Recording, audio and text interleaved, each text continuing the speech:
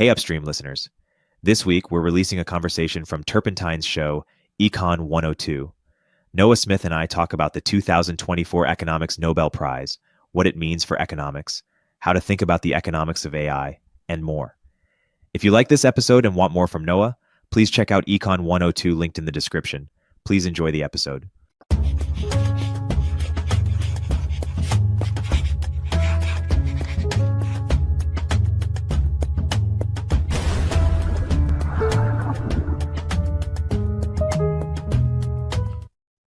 Hey, how's it going? Hey, it's going great. I'm here in New York. How are you doing? Oh, awesome. What are you up to in New York? I am at two conferences. There was a media conference yesterday and a venture capital conference tomorrow. Oh, cool. Yeah, I try to go every couple months, every 3 months, at least every quarter, see some friends. You having a good week so far? Oh, yeah. All right. Cool. How do we pronounce the guy who just won the Nobel Prize and who wrote Why Nations Failed? How do you pronounce the last name? Acemoglu? Acemoglu. I mean, I think the Turkish pronunciation is more like Acemoglu, but I think he just goes by Acemoglu. He's not born in America. Okay. I want to get into his book and I want to get into his thoughts on AI because they touch upon another piece you wrote recently. But first, maybe we just zoom out. You had this interesting reflection on the Nobel and how sort of the prize in economics, it signified a little bit of a change this year where you wrote about how we were moving to this idea that the field is something of a natural science that has sort of, can be measured empirically and has more practical applications, but has sort of moved to back what it used to be, which is more around who has more cultural influence in the field, separate from perhaps its real world impact. Is that how you see it? Or when you talk about broad reflections on the... Right. So traditionally, if you give a physics prize, it's because you discovered a real thing in physics that works. Either you made an invention that works, like, I don't know, fiber optic cable or something, or you make or this year they gave it for AI, which is kind of, I don't know, a little weird, but AI is a tool. It's a digital tool, but a fiber optic cable is a physical tool. But the thing is that if you made a theory that didn't actually match observations, that didn't, explain data, like that you couldn't actually use, you wouldn't win a Nobel Prize for that. And you still won't. So you'll notice that no one has ever won the Nobel Prize for string theory. There's a reason for that, because no one's ever managed to find evidence for string theory. And so Ed Witten is a freaking genius and has done, arguably more work than anyone else in the string theory field. And he won a Fields Medal for it. He invented important new math just to do string theory, and actually won the most prestigious prize in math, which is actually harder to get than the Nobel Prize, statistically speaking. Plus, you have to do it before 40. And yet he hasn't won a Nobel Prize, and he never will, because, string theory doesn't work, or at least yet. Maybe someday it will, but no one's ever found a way to test it, to match it to experiment. So that's how physics prize works. In chemistry, biology, similar stuff. But medicine prize. But in economics, if you look at who gets the prize, it was people with influential ideas within the economics profession. So that could be anyone from people like Hayek, who just, his stuff was all written down in sort of expansive discourses of words. Today he'd be a blogger, right? But then, he didn't do math. But then, so people like that. And then, later on, it was often given to people who made theories that could never really be proven, or which were just dead on arrival because they didn't match anything from the data. So in 2004, they give it to this theory called real business cycle theory, or RBC. And what RBC says is that recessions and booms are due to changes in the rate of innovation, technological innovation. And or you could have policies like taxes, like self-inflicted stuff, but primarily it's just this year our engineers discovered more stuff, and that's why economies get better and worse. And then when suddenly you have this giant flood of mass unemployment, it's because we discovered things at a slower rate, and so people's wages won't grow as fast, and so people are like, what, I'll take some vacation by just quitting my job. I'll just take some years off of work. That is not a very good match to anything like that. You can just show all kinds of data showing that this is full of crap. From data on, the rate of productivity growth to the, data on people quitting their jobs, or just, all kinds of things. This is not a good model for how the economy works. But it was very influential. And the math that they used to do it was not very hard math, but it was math that people liked because it was hard enough to, to sort of, well, I could speculate on why people liked it. But anyway, the point is that math became very popular in macroeconomic modeling. That math is something we call dynamic stochastic general equilibrium, or DSGE, if you've ever seen that name. Now we're getting to the good stuff. Right. So 2004, we got the prize for that. That's how the economics Nobel was for a very long time. And so, but in recent years, I would say the last 10 years, and especially the last like 6 or 7 years, we've seen a shift. And we saw a shift toward empirical stuff. And now this shift follows at a lag a big shift in the economics profession. So around the 1990s, but really starting in the 2000s, economics started to get much, much more empirical. Data became much more, and statistics became much more of a thing. Whereas, theory alone sort of declined rapidly. And, this is all because of computerization, right? We got better tools. And so when you get computerization, when running a regression doesn't require getting at your paper spreadsheets and then doing a whole bunch of calculations and blah, blah, blah, blah for one simple little regression, where you can just run a million regressions with like a little script that you make, then, the cost of doing empirical work fell. And so people started doing data stuff, and lo and behold, a lot of the data stuff they found really contradicted a lot of the leading theory. And so however, at the same time, you had a shift in theory. Whereas people who were working on sort of fundamental theory, the actually difficult math stuff, they largely shifted from doing macro models where you'd model like the whole economy, to doing micro things about how like agents interact in an auction. And I'm not talking about shifts of specific people, although there were a few of those. I'm talking about shifts in just like, if you're a smart person coming up in the econ world who does math, what kind of theory do you work on? And there was this shift, I think, from general equilibrium, which you can see declining a lot in the number of papers that use it, and an increase in game theory, Nash equilibrium and things like that, strategic interactions instead of this sort of like, let's throw everything together into a big imaginary economy and see what pops out. So there was this shift toward game theory. And one thing is that shift made economic theory much more practical. So you saw, for example, the Google is entirely powered with auctions designed by a leading auction theorist, Hal Varian, and so that's how they use these auctions to predict how much people will pay for ads. And that's incredibly useful to Google's business model.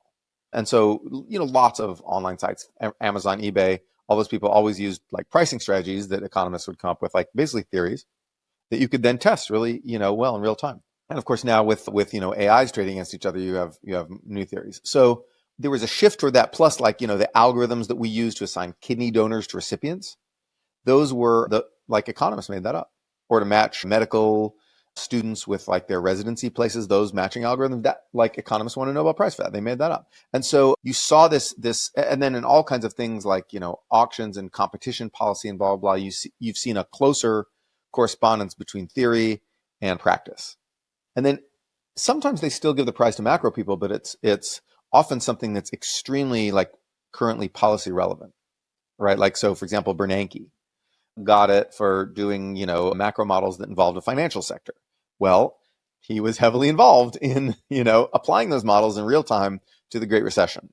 And so, but what you haven't seen as much in recent years is big think, is like taking on, like attacking these gigantic questions. And you've seen some old guys like Lant Pritchett, like Angus Deaton. You've seen old guys criticize the Nobel Prize for not focusing on the big issues, for focusing on people who get, more credible answers to small bore questions. Like, does this education program help these kids in Ethiopia? Right? You can get a pretty good answer to that. It's actually a lot harder than you think, but you can eventually get a pretty good answer to that. But does minimum wage cause a lot of unemployment, or does like a big surge of low skilled immigration actually hurt the job market for native born people? And so those are all questions that people sort of won Nobel Prizes for asking in recent years. And so then people said, those are too small bore. You need to look at big things. And so I think this prize shows more, it's more about big think. It's the first big think prize in a while. So who got it? Darren Acemoglu, Simon Johnson, and James Robinson got it for their theory of institutions, inclusive institutions. The idea that when you have a society whose sort of rules and systems are set up to include the opinions and the talents and the preferences of the vast majority of people, then that country will grow faster over the long run and do better than a country that simply treats people as a resource to be exploited. And that's the big think prize. And why Acemoglu? Why, I know he's, as you write, he's a beast of a researcher, but like, what are his great contributions? I know that you've viewed some of his works, somewhat skeptically. Obviously, no denying his prolificness, but I view a lot of his work very skeptically. I think that it may be related to his prolificness. When you take that many shots on goal, you're going to miss some. But I think he could probably stand to slow down and do some of these things a little more carefully. But what do you think is his great contribution, basically? You mean if I had to pick one great contribution by Acemoglu and say this is his big thing? I don't know what I'd pick. But you have to pick, if you're going to give he dominates top journal publishing. Like he is the beast. He's the closest thing that econ has to Terence Tao in terms of how much he publishes. But if he wasn't around, would we have a different understanding? Is there something that would be missing in our understanding of modern economics or something? I mean, I do want to shift to There would certainly be differences in the way economists think about things. So the institution stuff has been incredibly influential within the economics profession and in the public through books like Why Nations Fail that he wrote with Robinson. So that stuff has really, really affected a lot of public discourse, and a ton of economists have made their whole careers, doing research and following this up. Similarly, his work on AI and automation is incredibly influential it's influential within the public discussion, but also in, tons of people. If Acemoglu writes about something, 100 people will follow that up and write papers about that. Maybe not 100, maybe 20. But yeah, so in terms of influence, there's been a ton. But in terms of how much we actually know about the world versus if Acemoglu had decided to go be an electrical engineer, I don't know what I'd say. I don't know what I pick, because I think that the institution stuff, although I like the idea, it's an idea I really like personally, I don't think it's been proven or validated to anything resembling the degree where I can say that we know this or we know that. There's just not much we know about it. Let's talk about his book, Why Nations Fail, because that's been widely read and impactful, certainly when it came out. I'm curious how it holds up. And just to zoom out, there's been a lot of people who've written about why nations succeed and fail. And, Peter Zeihan has this, he focuses on, demographics, geography, and energy. Someone like Balaji focuses a lot on human capital and technological capacity. And Acemoglu seems to focus on the quality of institutions. And that's kind of a broad term. It's unclear to what extent culture is wrapped up in or tied into that. How do you kind of evaluate Acemoglu's claim that he makes in his book? We'll continue our interview in a moment after a word from our sponsors. Hey listeners, it's Erik. If you're looking for more expert level conversations, but specifically about top negotiation strategies, then I have the perfect podcast recommendation for you. Dealcraft, Insights from Great Negotiators, hosted by Jim Sebenius, Harvard Business School professor and renowned negotiation expert. Dealcraft features interviews with the world's greatest deal makers and diplomats, from former Secretary of State Henry Kissinger to Blackstone's Steve Schwarzman on their most challenging negotiations, from which Jim draws lessons for listeners. Not to mention that The Guardian recently called Dealcraft a best podcast pick. New episodes release weekly, and I'd recommend starting with their first episode, which reveals how legendary entertainment attorney John Branca was able to successfully negotiate for Michael Jackson's ownership of his master recordings and the Beatles catalog. Almost unprecedented feats at the time, so don't miss out. Follow Dealcraft, Insights from Great Negotiators on Apple Podcasts, Spotify, or wherever you get your podcasts. Hey everyone, Erik here. At Turpentine, we're always looking for ways to streamline our work. That's why we use Notion for all our internal documents. It's been a game changer for us, and I want to tell you why. Notion is this amazing all-in-one workspace that combines your notes, docs, and projects. But what's really cool is their new Notion AI. It's like having multiple AI tools built right in. You can search, generate, analyze, and chat, all without leaving Notion. What sets Notion AI apart is how it personalizes responses based on your content. It's not just another generic chatbot, it understands the context of your work. Plus, it can search across thousands of docs in seconds, even connecting to tools like Slack and Google Docs. And get this, Notion is used by over half of the Fortune 500 companies. Teams using it send less emails, cancel more meetings, and save time searching for their work. It's designed to keep everyone on the same page while protecting your privacy. Want to give it a try? Head over to notion.com/upstreampod. That's all lowercase.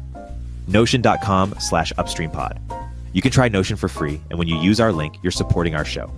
Give the powerful, easy-to-use Notion AI a shot today at notion.com/upstreampod. Right. So first of all, I think it looks right to me.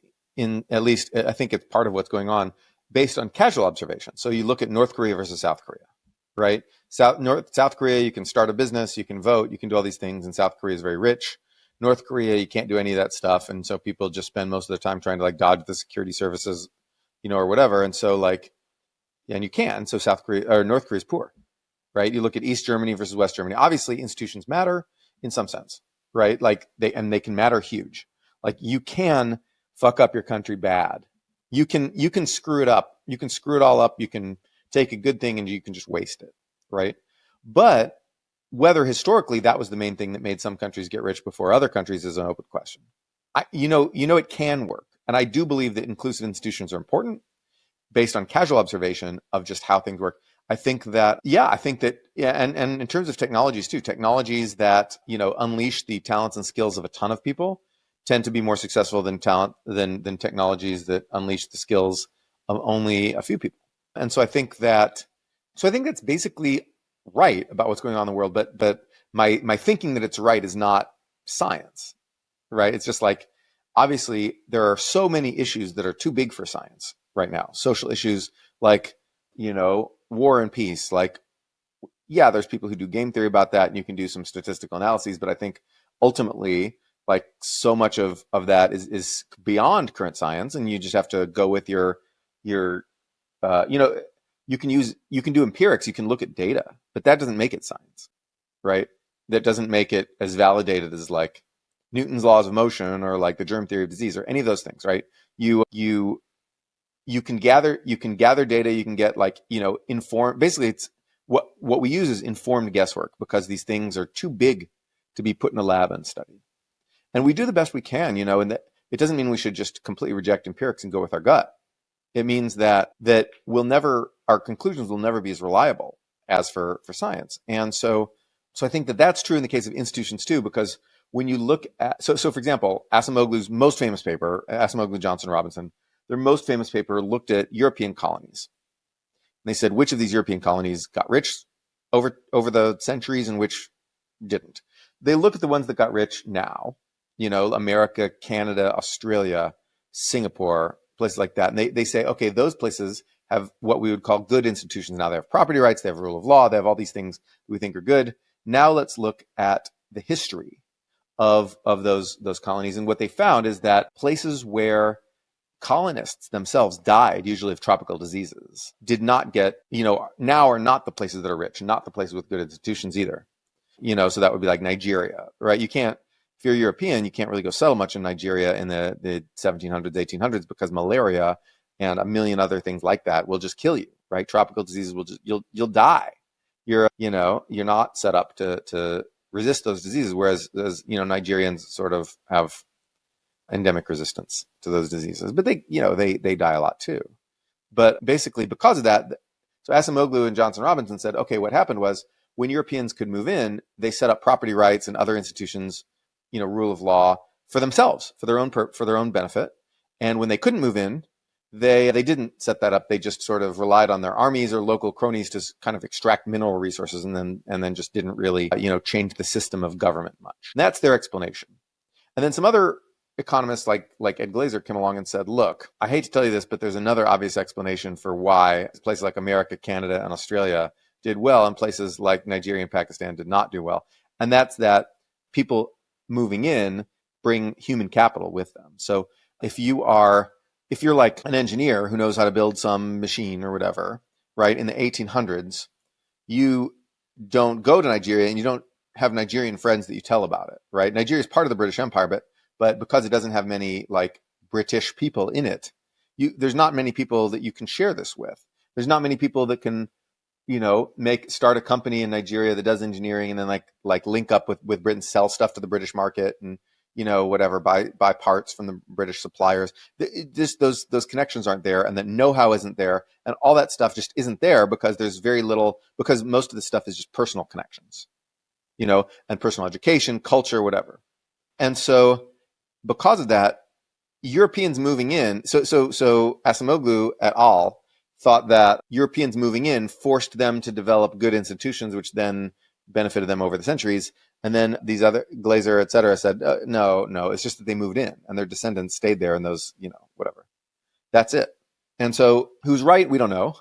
But, and this is, by the way, Acemoglu, Johnson Robinson wrote another paper called Reversal of Fortune, where they show that places that were poor, by which they mean places that were not very urbanized, in 1500 became a lot richer among European colonies only. So they looked at but where are those? Where are the places that were poor and not urbanized before the Europeans got there? They were America, Australia, New Zealand, Singapore, Canada.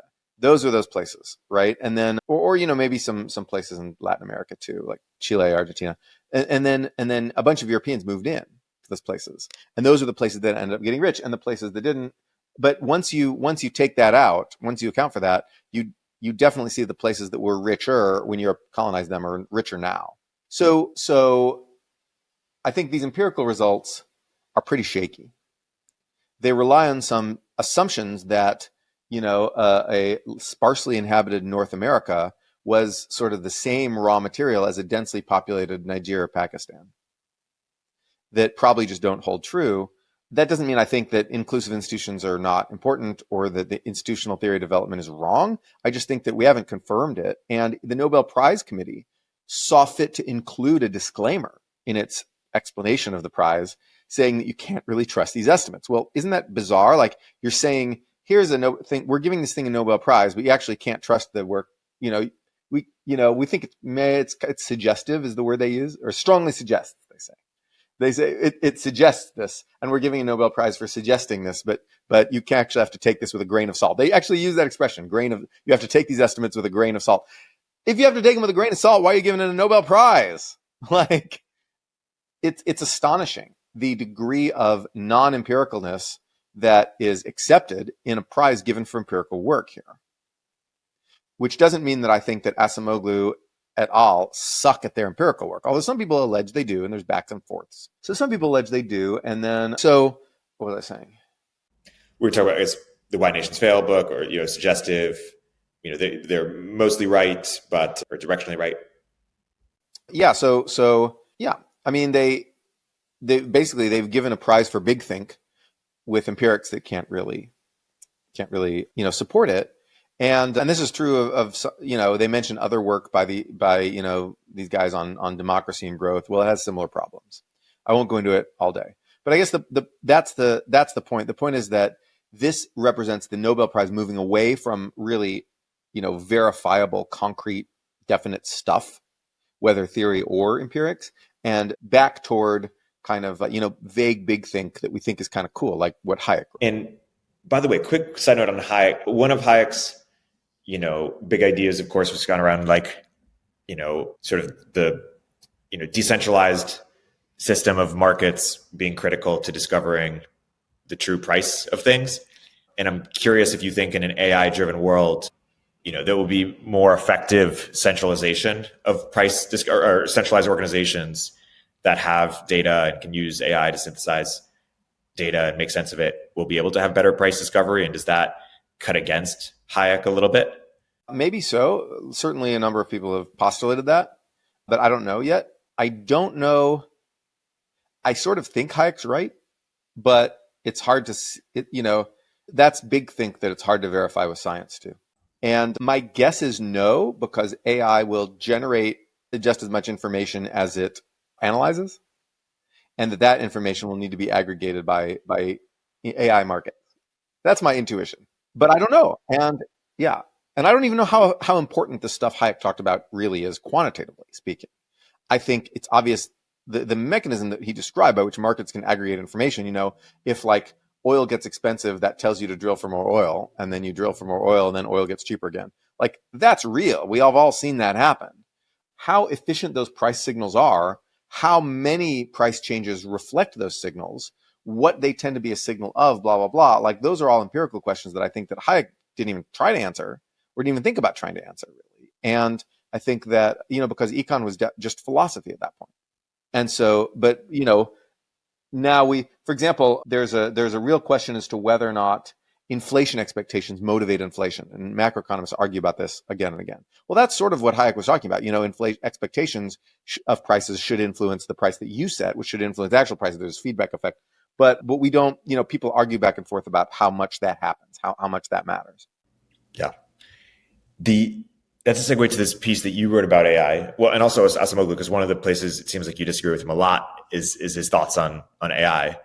But also you wrote about this idea in your piece that people often equate the strengthening of or improvement of our models with sort of the improvement of accuracy and truthiness. And you write about how this idea of, hey, maybe power and truthiness are actually not correlated. And to the extent they're not correlated, that will present opportunities for humans to,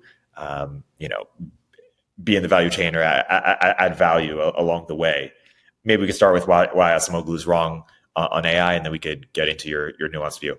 Well, so I don't know that Acemoglu is necessarily wrong about AI, and he's done a lot of valuable work. Remember, I think Acemoglu is primarily talented as a theorist and kind of honestly mid as an empiricist, and that his virtuosity as a theorist causes people to overbelieve in, have to have too much confidence in his empirical results. So, for example, a paper he did with Pasquale Restrepo found that companies that do more automation hire fewer people, and then, or that have more industrial robots hire fewer people, and then industries where there's more industrial robot adoption hire fewer people. So they're like, okay, industrial robots destroy jobs. But then a whole bunch of other people did this with better data, and then I don't know, whatever, more companies, longer time horizons, better definitions of things, basically better data. A whole bunch of other people did this thing, and they found the exact opposite. They found that the companies that buy more industrial robots actually hire more humans overall. And that has become a pretty robust finding. And it directly contradicts their empirical result, even though their empirical result got a lot more play and was a lot more influential than the subsequent many, many papers that rebutted it. And at the same time, so then they were like, okay, well, it's because those companies just become more dominant. That's why they hire more humans. But then at the whole industry level, you'd see this shift where the industries that automate more, destroy jobs. And then people looked at the industry level, and then that, the industries that automate more also gain jobs. And people are like, but the jobs are getting destroyed somewhere. The job destruction must be somewhere. And so eventually you end up doing this at the level of countries to try to look for the job destruction at sort of the most general, highest level. And at that point, you get to the point where regressions can't really find anything because the data is too sparse. There's just not enough data points, and it's contaminated by other stuff. And at that point, you're like, okay, we declare victory because we took it to a level where we weren't able to actually get good empirical work. Therefore, our theory wins. Well, that's not very scientific. And I think that the job destroying effects of industrial robots and automation in general are just incredibly hard to find in the data. And ultimately, everyone's got a job now. So however much automation there's been, it didn't stop people from having jobs. Middle class wages are the highest they've ever been. Obviously, there's a counterfactual. Maybe things would be even better. Maybe middle class wages would be even better without any automation. But it's really, really hard to find the job killing effects of automation in the data. And then, and Acemoglu has often played fast and loose with this theory too. For example, he wrote a paper called The Simple Macroeconomics of AI, where basically he used theory to break AI's potential macroeconomic effects on jobs into multiple things it could do. AI could make you more productive at the things you already do. It could just replace you flat out. It could create new things for you to do, or it could make your tools just more productive, whatever, blah, blah, blah. But the point is then the whole thing where it could create new things for you to do, he just assumes that away. He says, I assume this is zero. And then, of course, all the results say that AI destroys jobs because you've assumed away the main mechanism by which AI creates jobs. Congratulations. That, he's a talented theorist for breaking down the potential effects of AI into this very clear taxonomy that you could then potentially measure, maybe if you had good enough data. But then, as a polemicist, as a blogger, as a public intellectual, he just turns off a piece of his model in order to assume his desired conclusion that AI kills jobs. That's malpractice. And, as a blogger, that's blogger malpractice, all right? Probably, research-wise, it's not malpractice. It's just you can make whatever assumptions you want, and people can decide how smart they think that is or not. But it doesn't pass the sniff test. No, you shouldn't do that. And then he wrote this book with Johnson, Power and Progress, that it just had a whole lot of historical howlers. Did we ever do that review on? Did we ever do? I think we alluded to it, but we haven't done a dedicated segment on it, so we should. Right. Okay. So a lot of it is just economic history, and basically the economic history is meant to tell the story that tech bros want to destroy jobs, so you can't let the tech bros invent what they want. You have to force them to invent stuff that creates jobs. That's the basic message of Power and Progress. We'll continue our interview in a moment after a word from our sponsors. Hey everyone, Erik here. In this environment, founders need to become profitable faster and do more with smaller teams, especially when it comes to engineering. That's why Sean Lenihan started Squad, a specialized global talent firm for top engineers that will seamlessly integrate with your org. Squad offers rigorously vetted top 1% talent that will actually work hard for you every day. Their engineers work in your time zone, follow your processes, and use your tools. Squad has front-end engineers excelling in TypeScript, React, and Next.js ready to onboard to your team today. For backend, Squad engineers are experts at Node.js, Python, Java, and a range of other languages and frameworks.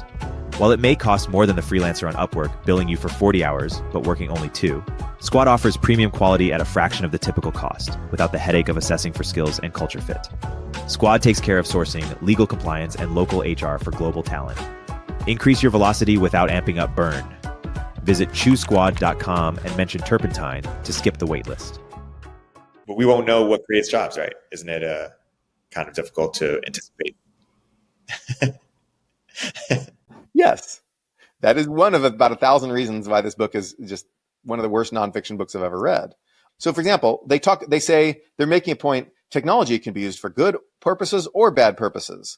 And then they list new inventions that brought nothing, like shared prosperity. Here's an example. I'm quoting from Acemoglu and Johnson's book. At the end of the 19th century, German chemist Fritz Haber developed artificial fertilizers that boosted agricultural yields. Subsequently, Haber and other scientists used the same ideas to design chemical weapons that killed and maimed hundreds of thousands on World War I battlefields. In case you don't know about the Haber-Bosch process, this is what allows artificial fertilizer, which is responsible for feeding the entire world. If artificial fertilizer were not usable, if this one chemical discovery were not usable, literally billions of humans would starve to death. We could only support a population of 5 billion or 4 billion or something like that. We could not support the number of people, like billions would starve without this thing. And it's just the most important, agricultural innovation in all of history, even more important than the Green Revolution. And so they said, but because also similar chemical reactions were responsible for chemical weapons in World War I, we don't know if this is good or bad. That's intentionally dumb when you say something like that. That's the worst howler in a book full of howlers. Actually, it's just chock full of howlers. But I just can't imagine how they allow themselves to put that on paper. It doesn't even pass the sniff test. Yeah. It doesn't pass the sniff test at all. And then, so anyway, I list a whole bunch of these, and I'm just like, the history in this book is just terrible. It also doesn't cite sources. It just has a bibliographic essay where they just mention all the things they read to produce this book, but it doesn't connect individual assertions to individual sources, so you don't know where it came from, that's terrible. How can I disprove a lot of stuff? So I had to go reading all those papers. This took me this review took me a week to write because I was reading all these papers and hunting down these things because they didn't cite their sources. Anyway, I really don't like this book. Also, as power, when they define power, it's not some Marxist thing. It's actually, they just say power is the power to persuade. If you persuade people to allow you to invent job-killing technologies, you have power. Why are people able to persuade people to allow them to invent these technologies? I don't know. Maybe it's just luck. So power is like rhetorical luck to these guys. That makes no sense to me. Nobody thinks that's a good definition of power. And they basically think that accidental success in a nonviolent marketplace of ideas is in the same conceptual category as slavery and feudalism, which they compare it to. They say those were cases where power determined economic outcomes. Also, tech bros writing, VCs writing op-eds that reduce appetite for AI regulation, that's also power if people are persuaded by those op-eds. Well, that's dumb. How can you write that in a book and have people think you're the top intellectual on the subject? I don't understand it. It was just terrible. And there's a whole lot of other problems. So my review is about 7,000 words. You can go read it, and then there's just like lots of things. There's empirical mistakes too. There's like the facts they claim that are just like the opposite of right, and there's lots of stuff they just don't grapple with and they just avoid. Anyway, it's bad. It's a really bad book. I didn't like it. It's fractally bad in that you'll see like a whole big claim will be bad, but you'll zoom in and see tons of tiny little incidental off the cuff bad claims that they didn't necessarily need to make in order to support the big bad claim, but that they make anyway just because they can, and which are bad. Yeah. I'm very frustrated. In case you can't tell, I'm really frustrated. I spent a lot of time reading this book. It's possible to frustrate me to the point where, I lose my cool, and this book just really, oh man. 7,000 word takedown. Amazing. I want that. I want those weeks of my life back, man, bro. And he wins a Nobel. Crazy. But let's flesh out your thoughts on AI, because they've been evolving. We've done a conversation with Dario, obviously, a month ago or so. One with Nathan Benz before. You've been writing about it, and it seems like you have some synthesis here. Or what is your kind of the latest thinking? I don't know. I think, I didn't know a couple weeks ago and I don't know now, but I think that absolutely everybody is sort of doing a more casual version of what Acemoglu did in his paper, The Simple Macroeconomics of AI, which is to say, absolutely everybody is simply refusing to imagine the jobs AI might create and focusing all their attention on the jobs that AI might replace. Is this appropriate? Should we assume that AI is simply a people remover and that that's the assumption we should make, and that other things, like so many other technologies in the past, have created jobs for humans to do? Should we just assume that AI is fundamentally different and that AI is the people remover? Remember that a lot of those old technologies people thought would function primarily as a people remover as well, ex ante, right? People thought that like steam shovels would displace all the construction workers, and people thought that like factories would displace everybody. People thought that like there's a lot of these examples of technologies that people just thought like there'll be nothing for humans to do, and then there were. Now that doesn't mean the future will be like the past. We have no assurance that the future will look like that, right? In fact, I think there's a very good argument to be made that there's a difference in the job effects between the first and second sort of computer revolutions. In the first in the 80s and 90s, and the second in the like late 90s and 2000s. I think internet technology looks like it behaved differently than database technology. Those are the two big things, by the way, that the two big ways computerization affected business. Databases meant you could just sort of, you moved all your office work to digital stuff. And then like Excel, spreadsheets to Excel, and that was huge. Like, Oracle exists because it held people's hands. SAP exists, right? Because they hold people's hands and they teach them how to use databases. That was like the first B2B, IT software stuff was database. Teach a company how to put their shit on a computer. That was your first wave. And your second wave was teach companies how to use the internet. And so when you get to internet stuff, I think there's actually some decent evidence that this on net killed jobs and reduced wages for middle class people. That the internet, that the technology that Acemoglu et al. Believe that AI is, the internet is the actual that. And I have some half-baked hypotheses as to why that's true. I think that the internet, primarily what it does is it allows you to, that a lot of human labor was local redundancy. You'd have like, salesperson in every county, right? Because you had to be on the ground. And now the internet allows you to just blast stuff out, just one person behind a computer blast it out to a million people. So I think that my suspicion is that delocalization, that a lot of human labor was local redundancy, and that the internet got rid of a lot of that. And therefore, that's why it had ultimately, so far, I think the internet has largely had a job, not a necessarily job destroying effect, but certainly in promoting inequality. And so I think that a lot of times economists and also pundits tend to fight the last war. They tend to look at the last big technology that came through and think that the next big one will be just like that. And I think that that's why everyone was complacent about the internet. Everyone thought, oh, well, computers have done, like everybody's got a desk, everybody's got an email job now with computers. Everybody's got a job, just, people used to just write these things on paper and put them from the inbox into the outbox, right? Now you just have a digital inbox and digital outbox. Now you just do Excel, you type things in Excel. It's great, still work for people to do, and that's going to be fine. It's just going to make people more productive at their existing tasks. And I think that people were, in 2004, people were incredibly complacent about what the internet would do to human labor because the computer revolution had gone well. And now I think the internet revolution, did not go great for human labor, although I think that's a very general statement and I think not always true. Obviously, many new jobs are created, like digital marketing consultant. Like that wasn't a job before. like, so those new jobs are created, and I won't say the impact of the internet was uniformly bad, but I think that overall it probably promoted more inequality.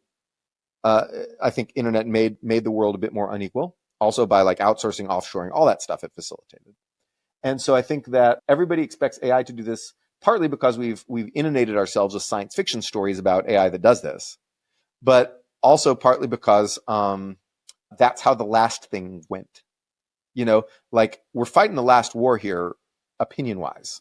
And I think we do that all the time. Yeah, that makes sense. Just because I do have to leave early, we have a couple minutes left. Is there anything we haven't yet covered on this topic or a previous topic we spoke about that's worth making sure we get into? Well, sure. So I guess in economics, one big problem is that the glamour divisions are not the most reliable in terms of science. And this is why people think econ isn't a science, because the economics that they interface with, that they see in their daily lives, is the least scientific part of it. They see people prognosticating about inflation, which is very, very hard to forecast for anyone. They see people prognosticating about growth and employment, which are very, very hard to forecast. They see people making big pronouncements about why nations fail and why nations succeed, and growth, and all these big things. These economists making these grandiose pronouncements and promoting these big theories. And then, those theories are big and vague enough where you can certainly find casual evidence to say, oh, look, that didn't happen. Or you can look at individual inflation forecasts and say, oh, look, that didn't happen. These are the glamour divisions of economics because they grapple with the big, big questions. And I'm not saying you shouldn't grapple with the big questions, okay? I'm not saying you should focus only on the things you can get solid answers to and then ignore all the other questions. Don't ever think about why nations get rich because you'll never know for certain. Don't ever think about why, whether institutions are good because you can never know for certain. No, I'm not saying any of that.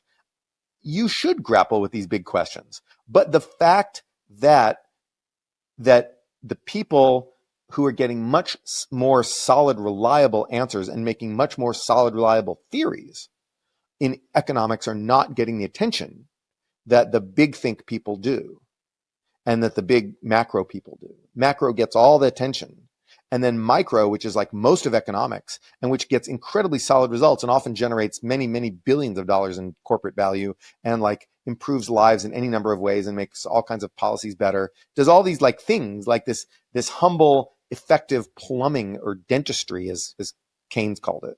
This dentist economics is actually by far more common and it often involves harder math, honestly. And yet it gets results.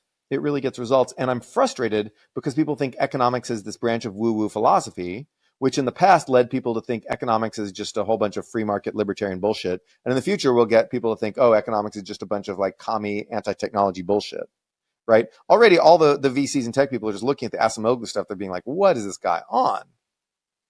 What he's on is big think, right? And people thinking econ sucks because it's all about this big think.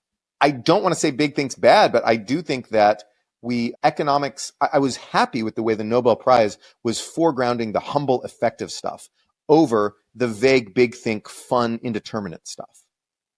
And this looks to be a reversal. We'll see if it's a permanent reversal. We'll see where the Nobel Prize goes in future years. It may be that Acemoglu is kind of a one-off. He's the only macroeconomic theorist, the big, vague, big think guy who's like influential and well published enough where he pretty much had to get the Nobel Prize. And now, like after that exception, they'll go back to people doing more humble work. That's possible, especially because there's just a lot fewer guys doing the kind of stuff that Acemoglu does in econ now that it's shifted to empirics. There's fewer would-be Acemoglus than there used to be by quite a lot. And so it may be that the Nobel Prize will just snap back and this is just a one-time anomaly and blah, blah. Or it may be that whoever's in the Nobel Prize committee has just decided, you know what, these critics are right. And, guys like Deaton and Pritchett and guys who said that we weren't rewarding big think enough are right. We need to start awarding more big think. And we might see a shift back toward grandiose, unverifiable big think as the thing that gets rewarded in the economics profession. I hope we don't, because I like science and I think, big think is necessary, but like science is cooler. Yeah. Well, that's a great note to wrap this podcast on. Is a good discussion on economics as a science. Noah, as always, until next time. Until next time. Upstream with Erik Torenberg is a show from Turpentine, the podcast network behind Moment of Zen and Cognitive Revolution. If you like the episode, please leave a review in the Apple Store.